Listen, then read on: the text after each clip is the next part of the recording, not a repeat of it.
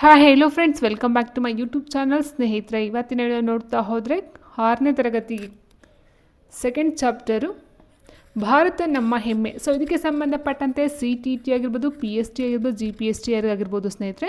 So ಎರಡಕ್ಕೂ ಸಹ use ಆಗ್ತಕ್ಕಂಥ ಒಂದು ಇಂಗ್ಲೀಷ್ ಆ್ಯಂಡ್ ಕನ್ನಡ ಎರಡರಲ್ಲೂ ಸಹ ಕೊಡ್ತಕ್ಕಂಥ ಒಂದು ಕ್ವಶನ್ಸ್ ಇದಾಗಿರುತ್ತೆ. ನೋಡೋಣ ಬನ್ನಿ ಯಾವ ರೀತಿ ಇದೆ ಕ್ವಶನ್ಸ್ಗಳಂತ ಹೇಳ್ತಾ. So 6th standard second chapter pride of India ಅಂತಕ್ಕಂಥದ್ದು ಆಗಿರುತ್ತೆ. ಓಕೆ, ಸೊ ಫಸ್ಟ್ ಕ್ವಶನ್ ಈ ರೀತಿ ಇದೆ. ಈ ಕೆಳಗಿನ ಪ್ರಶ್ನೆಗಳಿಗೆ ಕೊಟ್ಟಿರುವ ಆಯ್ಕೆಗಳಲ್ಲಿ ಸರಿಯಾದ ಉತ್ತರವನ್ನು ಆಯ್ಕೆ ಮಾಡಿ. ಭಾರತ ದೇಶಕ್ಕೆ ಇರುವ ವಿವಿಧ ಹೆಸರುಗಳಲ್ಲಿ ತಪ್ಪಾಗಿರುವ ಆಯ್ಕೆ ಯಾವುದು? Incorrect selection of different names for ಇಂಡಿಯಾಗೆ ಇರ್ತಕ್ಕಂಥ ಡಿಫ್ರೆಂಟ್ ನೇಮ್ಸ್ಗಳಲ್ಲಿ ತಪ್ಪಾಗಿರ್ತಕ್ಕಂಥ ಒಂದು ಆಯ್ಕೆ ಯಾವುದು? ಆನ್ಸರ್ ಆಪ್ಷನ್ ಡಿ ಬರ್ಮಾ ಆಗಿರುತ್ತೆ ಸ್ನೇಹಿತರೆ. ಯಾಕೆ ಅಂತ ಹೇಳಿದ್ರೆ ಈ ಭರತಖಂಡ, ಹಿಂದೂಸ್ತಾನ, ಜಂಬೂದ್ವೀಪ ಎಲ್ಲ ಭಾರತಕ್ಕೆ ಇರ್ತಕ್ಕಂಥ ಈ ಥರ ಹೆಸರುಗಳಾದರೆ ಬರ್ಮಾ ಅಂತಕ್ಕಂಥದ್ದು ಏನಿದು ನಾವು ಮಯನ್ಮಾರ್ಗೆ ಇರ್ತಕ್ಕಂಥ ಮಯನ್ಮಾರ್. ಓಕೆ, ಸೊ ಇಲ್ಲಿ ಮಯನ್ಮಾರ್ ಹಿಂದೆ ಬರ್ಮಾ ಅಂತ ಕರಿತಾ ಇದ್ರು, ಇವಾಗ ಮಯನ್ಮಾರ್ ಅಂತ ಕರೀತಾರೆ ಸ್ನೇಹಿತರೆ. ಸೊ ಹಾಗಾಗಿ ಅದು ಇಂಡಿಯಾಗೆ ಇರ್ತಕ್ಕಂಥ ಒಂದು ಹೆಸರಾಗಿರೋದಿಲ್ಲ.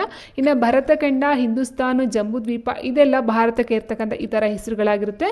ಸೊ ಇದಕ್ಕೆ ಸಂಬಂಧಪಟ್ಟ ನೋಡ್ತಾ ಹೋದ ಸ್ನೇಹಿತರೆ, ಭರತಖಂಡ, ಹಿಂದೂಸ್ತಾನ್, ಇಂಡಿಯಾ, ಜಂಬೂದ್ವೀಪ ಇದೆಲ್ಲ ನೋಡ್ತಾ ಹೋಗ್ತೀವಿ. ಬಟ್ ಇದೆಲ್ಲ ಯಾವಾಗ ಬಂತು? ಭಾರತ ಅಂತಕ್ಕಂಥ ಒಂದು ದೇಶಕ್ಕೆ ಇಷ್ಟೆಲ್ಲ ಹೆಸರು ಯಾಕೆ ಕರೀತಾರೆ ಅಂತಕ್ಕಂಥ ಇದರ ಒಂದು ಹಿನ್ನೆಲೆಯನ್ನು ನೋಡ್ತಾ ಹೋದರೆ ಸ್ನೇಹಿತರೆ, ಶೀರ್ಷಿಕೆಯೇ ಸೂಚಿಸುವಂತೆ ಭಾರತವು ಪ್ರಾಚೀನ ಕಾಲದಿಂದಲೂ ವಿವಿಧ ಹೆಸರುಗಳಿಂದ ಕರೆಯಲ್ಪಟ್ಟಿದೆ. ವಿಶೇಷವಾಗಿ ಭಾರತ ಎಂಬ ಹೆಸರಿನಿಂದ ವ್ಯಾಪಕವಾಗಿ ಬಳಸಲಾಗುತ್ತಿದೆ. ನಮ್ಮ ಸಂವಿಧಾನವು ಇದನ್ನು ಸಹ ಒಪ್ಕೊಂಡಿದೆ. ಸೊ ನಾವು ನೋಡ್ತಾ ಹೋದರೆ ಭಾರತದ ಒಂದು ಸಂವಿಧಾನ ಅಂತ ಹೇಳ್ತೀವಿ ಹೊರತು ಈ ಒಂದು ಇಂಡಿಯಾ ಸಂವಿಧಾನ, ಭರತಖಂಡ ಸಂವಿಧಾನ ಅಂತ ಎಲ್ಲೂ ಹೇಳಲ್ಲ. ಸೊ ಭಾರತ ಸಂವಿಧಾನ ಅಂತಲೇ ಹೇಳ್ತಕ್ಕಂಥ ಇಂಡಿಯನ್ ಕಾನ್ಸ್ಟಿಟ್ಯೂಷನ್ ಅಂತ ಹೇಳ್ತೀವಿ ಇಂಗ್ಲೀಷಲ್ಲಿ, ಬಟ್ ಕನ್ನಡದಲ್ಲಿ ಭಾರತ ಸಂವಿಧಾನ ಅಂತ ಕರಿತಾ ಹೋಗ್ತೀವಿ. ಹೌದಾ?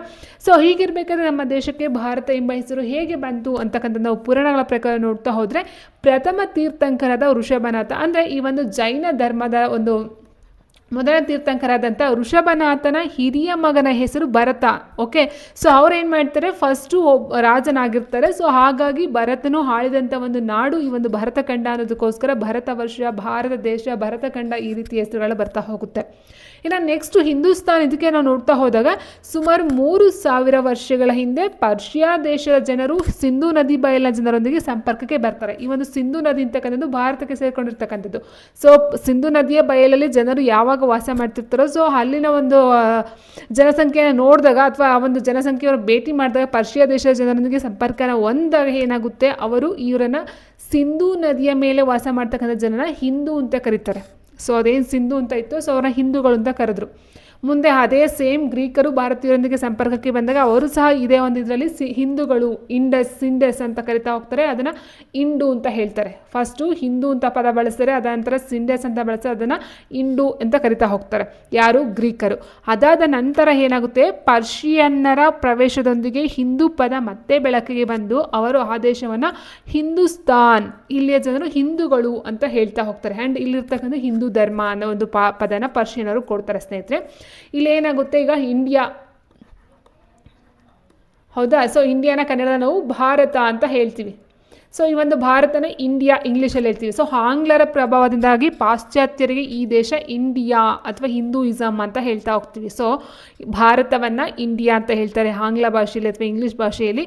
ಹಿಂದೂ ಧರ್ಮವನ್ನು ಹಿಂದೂಯಿಸಮ್ ಅಂತಕ್ಕಂಥ ಅವರದೇ ಆದ ಒಂದು ಭಾಷೆಯಲ್ಲಿ ಅದನ್ನು ಪದವನ್ನು ಕೊಡ್ತಾರೆ ಸ್ನೇಹಿತರೆ. ಸೊ ಈ ರೀತಿ ನಾವು ಈ ಒಂದು ಇಂಡಿಯಾ ಆಗಿರ್ಬೋದು, ಭಾರತ ಆಗಿರ್ಬೋದು, ಭರತ ಖಂಡ ಆಗಿರ್ಬೋದು, ಸೊ ಈ ರೀತಿ ನಾವು ನೋಡ್ತಾ ಹೋಗ್ತೀವಿ. ಓಕೆ, ಆ್ಯಂಡ್ ನೆಕ್ಸ್ಟ್ ನೋಡ್ತಾ ಹೋದರೆ ಭಾರತ ದೇಶವನ್ನು ಹಿಂದೂಸ್ತಾನ್ ಎಂದು ಕರೆದ ವಿದೇಶಿಗರು ಯಾರು?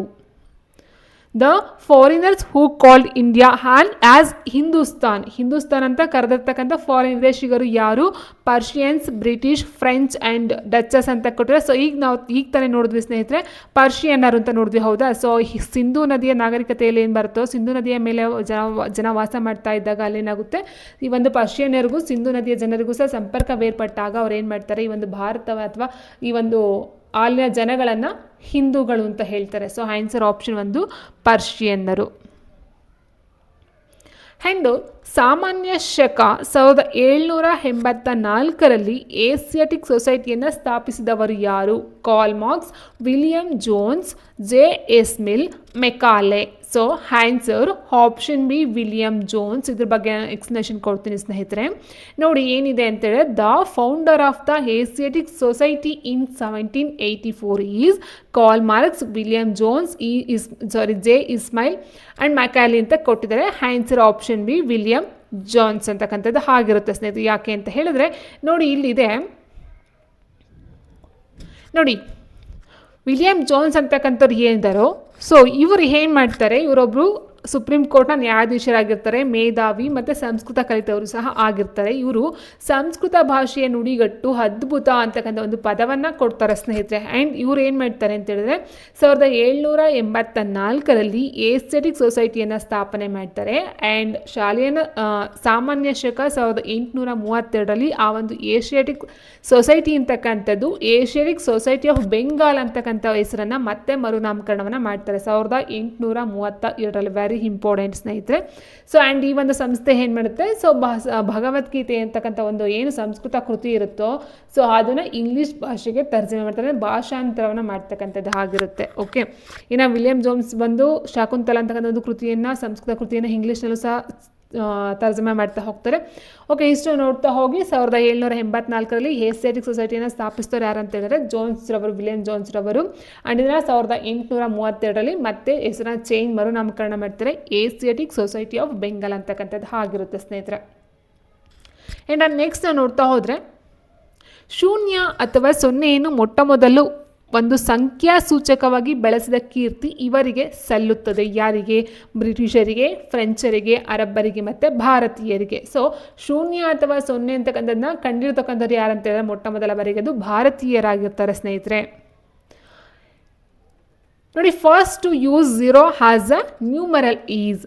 First to use zero as a number, ಒಂದು ಝೀರೋವನ್ನು ಸಂಖ್ಯೆಯಾಗಿ ಯೂಸ್ ಮಾಡ್ತಕ್ಕಂಥ ಸಂಖ್ಯಾ ಸೂಚಕವಾಗಿ ಯೂಸ್ ಮಾಡಿದವರು ಯಾರು? ಬ್ರಿಟಿಷರು, French, Arabs and Indians. Answer option D Indians, ಭಾರತೀಯರು ಆಗಿರ್ತಾರೆ. ಸೊ ನೋಡಿ ಇಲ್ಲಿದೆ, ಭಾರತೀಯರು ಏನೆಲ್ಲ ಕಂಡುಹಿಡಿತಾರೆ ಅಂತ ಹೋದಾಗ ನಾವು ನೋಡ್ತಾ ಹೋದಾಗ ಸ್ನೇಹಿತರಲ್ಲಿ ಬರ್ತಾರೆ, ಅಶೋಕನ ಶಿಲಾಶಾಸನ ಅಂತ ಅಥವಾ ಲೇಖನಗಳಲ್ಲಿ ಅಂಕಿಗಳನ್ನು ವಿಪುಲವಾಗಿ ಬೆಳೆಸಿರ್ತಾರಂತೆ. ಸೊ ಅದರ ಜೊತೆಗೆ ಏನಾಗುತ್ತೆ, ಇದು 2300 ವರ್ಷಗಳಷ್ಟು ಹಿಂದಿನದು ಅಶೋಕನ ಶಾಸನಗಳು ನೋಡ್ತಾ ಹೋದಾಗ.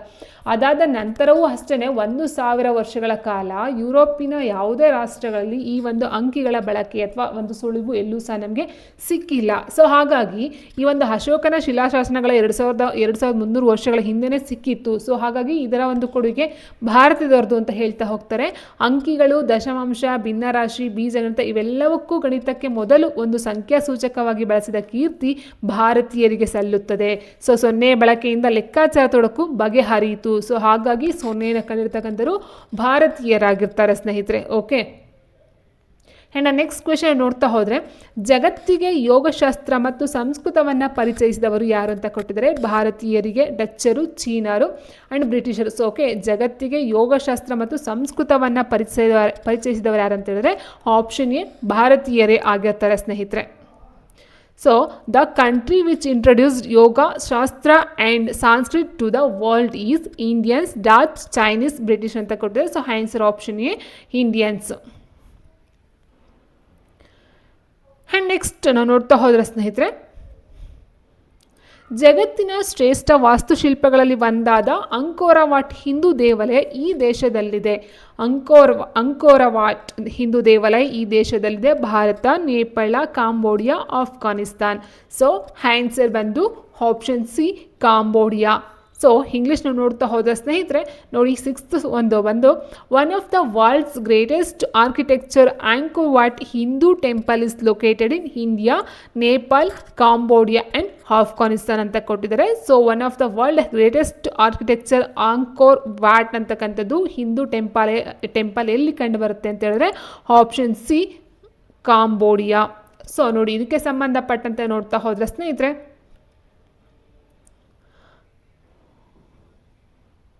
ನೋಡಿ ಇಲ್ಲಿದೆ ಆಂಕೋರ್ ವಾಟ್ ಹಿಂದೂ ದೇವಾಲಯ ಅಂತಕ್ಕಂಥದ್ದು ನೋಡಿ, ಬೌದ್ಧ ಮತ ಮತ್ತು ಹಿಂದೂ ಸಂಸ್ಕೃತಿ ದಕ್ಷಿಣ ಏಷ್ಯಾದ ವಿವಿಧ ದೇಶಗಳಿಗೆ ಹಬ್ಬಿದ್ದು ಕಾಂಬೋಡಿಯಾದ ಆಂಕೋರ್ ವಾಟ್ ಎಂಬಲ್ಲಿ ಭವ್ಯ ಹಿಂದೂ ದೇವಾಲಯವು ಜಗತ್ತಿನಲ್ಲಿಯೇ ಶ್ರೇಷ್ಠ ವಾಸ್ತುಶಿಲ್ಪಗಳಲ್ಲಿ ಒಂದಾಗಿದ್ದು ಆ್ಯಂಡ್ ಜಾವಾದ ಬೋರ್ಬೋದರ್ ಎಂಬಲ್ಲಿ ಜಗತ್ ಪ್ರಸಿದ್ಧ ಬೃಹತ್ ಬೌದ್ಧ ದೇವಾಲಯ ಇದೆ. ಓಕೆ, ಸೊ ಕಾಂಬೋಡಿಯಾದ ಆಂಕೋರ್ ವಾಟ್ ಎಂಬಲ್ಲಿ ಹಿಂದೂ ದೇವಾಲಯ ಕಂಡು ಬರುತ್ತೆ.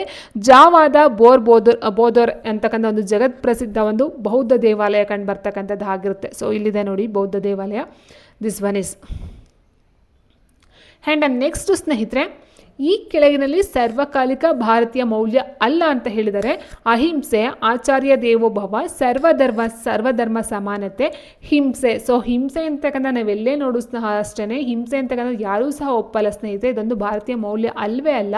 ಸೊ ಆನ್ಸರ್ ಆಪ್ಷನ್ ಡಿ ಆಗಿರುತ್ತೆ. ಅಹಿಂಸೆ, ಆಚಾರ್ಯ ದೇವೋಭವ, ಸರ್ವಧರ್ಮ ಸಮಾನತೆ, ಸೊ ಇದೆಲ್ಲ ಬರ್ತಕ್ಕಂಥದ್ದು ಭಾರತೀಯ ಮೌಲ್ಯಗಳಾಗಿರುತ್ತೆ. ಸೊ ನೆಕ್ಸ್ಟ್ ನಾನು ಕೊಡ್ತೀನಿ ಸ್ನೇಹಿತರೆ ಯಾವ್ದಾವುದಂತ. ಸೊ ಅದರ ಜೊತೆಗೆ ಇಂಗ್ಲೀಷ್ ವರ್ಷನ್ ನೋಡೋದಾದರೆ ನಾವು one of the following is not on all time Indian value.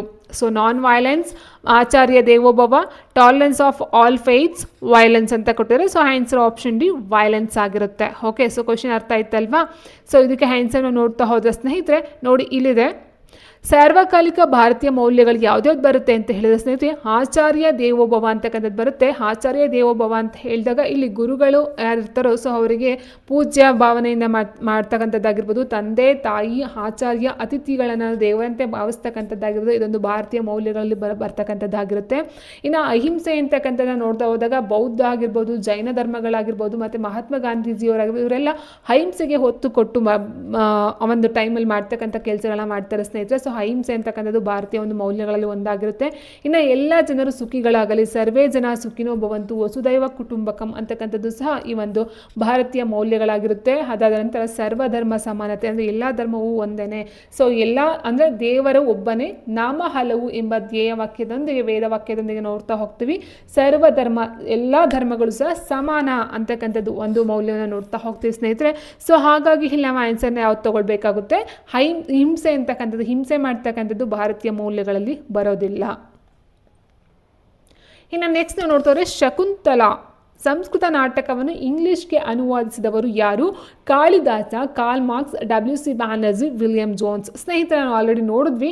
ಈ ಶಾಕುಂತಲ ಅಂತಕ್ಕಂಥದ್ದು ಏನು ಅಭಿಜ್ಞಾನ ಶಾಕುಂತಲ ಅಥವಾ ಶಾಕುಂತಲ ಅಂತಕ್ಕಂಥದ್ದು ಕಾಳಿದಾಸರವರು ಬರೆದಿರ್ತಕ್ಕಂಥ ಒಂದು ಸಂಸ್ಕೃತ ನಾಟಕ ಆಗಿದೆ ಸ್ನೇಹಿತರೆ. ಅದನ್ನು ಇಂಗ್ಲಿಷ್ಗೆ ಅನುವಾದಿಸಿದವರು ಟ್ರಾನ್ಸ್ಲೇಷನ್ ಮಾಡ್ತಕ್ಕಂಥದ್ದು ಯಾರು ಅಂತ ಹೇಳಿದ್ರೆ ವಿಲಿಯಂ ಜೋನ್ಸ್ ರವರಾಗಿರ್ತಾರೆ. So answer option D William Jones ರವರು ಶಕುಂತಲ ಅಂತಕ್ಕಂಥ ಒಂದು ಸಂಸ್ಕೃತ ನಾಟಕವನ್ನು ಇಂಗ್ಲಿಷ್ ಭಾಷೆಗೆ ತರ್ಜುಮೆ ಮಾಡ್ತಕ್ಕಂಥ ವ್ಯಕ್ತಿ ಅವರಾಗಿರ್ತಾರೆ. ಓಕೆ, ಸೊ ಹಾಗಿರ್ಬೇಕಾದ್ರೆ he translate the Sanskrit play Shakuntala into ಇಂಗ್ಲಿಷ್ಗೆ ಶಕುಂತಲಾ ಒಂದು ನಾಟಕವನ್ನು ಟ್ರಾನ್ಸ್ಲೇಟ್ ಮಾಡ್ತಕ್ಕಂಥವ್ರು ಯಾರಂತ ಹೇಳಿದೆ ಸ್ನೇಹಿತರಲ್ಲಿ Kalidasa is a writer in Sanskrit.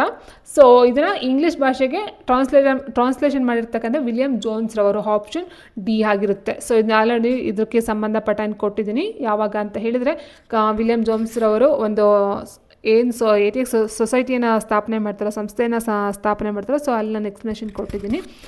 So ಹಾಗೆ ಇಷ್ಟು ಕ್ವಶನ್ಸ್ ಬಂದು ಚಾಪ್ಟರ್ 2 ಪ್ರೈಡ್ ಆಫ್ ಇಂಡಿಯಾ ಅಂತಕ್ಕಂಥ ಒಂದು ಚಾಪ್ಟರ್ನ ಮೇನ್ ಹೈಲೈಟ್ಸ್ ಆಗಿರುತ್ತೆ ಸ್ನೇಹಿತರೆ. ಸೊ ಇದರ ಒಂದು ನಿಮಗೆ ಕನ್ನಡ ವರ್ಷನಲ್ಲಿ ಕಂಪ್ಲೀಟ್ ಚಾಪ್ಟರ್ ಬೇಕಂದರೆ ಅದು ಸಹ ನಾನು ಅಪ್ಲೋಡ್ ಮಾಡಿದ್ದೀನಿ. ಸೊ ಅದನ್ನು ಸಹ ನೋಡಬಹುದು. ಇದು ಬೇಸಿಕ್ಕಾಗಿ ಕ್ವಶನ್ಸ್ MCQsಗಳ ಮೇಲೆ ಮಾಡಿರ್ತಕ್ಕಂಥ ಒಂದು ಟಾಪಿಕ್ ಆಗಿರುತ್ತೆ. ನಿಮಗೆ ಇಷ್ಟು ಇಡೀ ಟಾಪಿಕ್ಗೆ ಬೇಕಂದರೆ ಅದು ಸಹ ನಾನು ಕ್ಲಾಸನ್ನು ಓದ್ಕೊಟ್ಟಿದ್ದೀನಿ. ಸೊ ಅದನ್ನು ಸಹ ನೀವು ಚೆಕ್ ಮಾಡ್ಕೊಳ್ಬಹುದಾಗಿರುತ್ತೆ.